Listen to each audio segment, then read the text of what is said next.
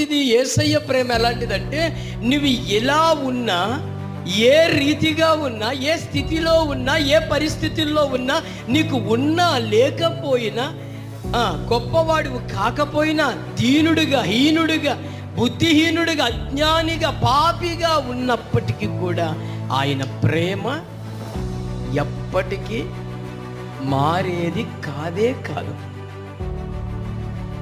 ఇప్పుడు మీకు బాగా అర్థమైందా?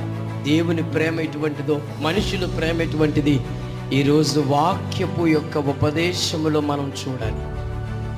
నా ప్రియ దేవుని బిడ్డలారా, చాలామంది తల్లిదండ్రులు చెప్తూ ఉంటారు, మా పిల్లలకండి ఆస్తులు ఇచ్చు వరకు మమ్మల్ని ఎంతగానో ప్రేమించారండి.